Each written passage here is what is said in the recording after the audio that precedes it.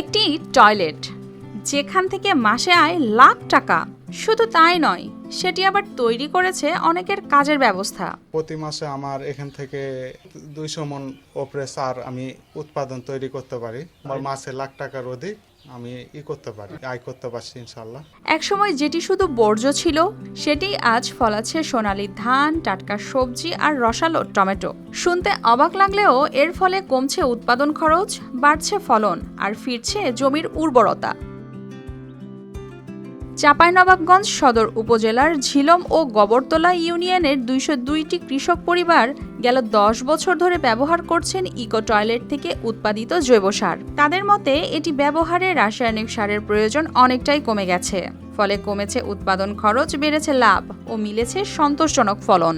এটা ব্যবহার করলেই জমির উর্বরতা শক্তি বাড়বে, এর কোনো ক্ষতিকারক দিক নাই। এটা হচ্ছে একবারে জমির উর্বরতা শক্তি বাড়ার পাশাপাশি হবে কি, যে জমিতে পানি ধারণ ক্ষমতা কম থাকে। AKS অর্জন করলো গিনেস ওয়ার্ল্ড রেকর্ডস।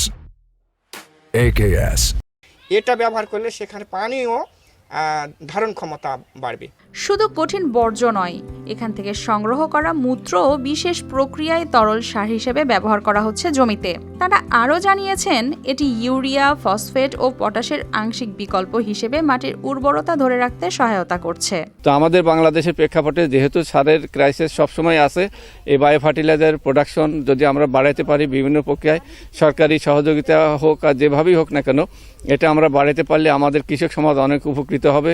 বিশেষজ্ঞদের মতে নিরাপদ খাদ্য উৎপাদন, রাসায়নিক সারের উপর নির্ভরতা কমানো ও পরিবেশের সুরক্ষায় ইকো টয়লেট ভিত্তিক জৈব সার একটি কার্যকর ও টেকসই সমাধান।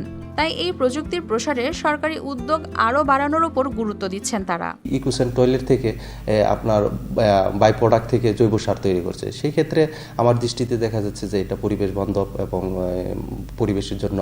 কৃষকদের বিশ্বাস, এমন পরিবেশ বান্ধব উদ্যোগই ভবিষ্যতের নিরাপদ কৃষির নতুন পথ দেখাতে পারে। News desk, RTV।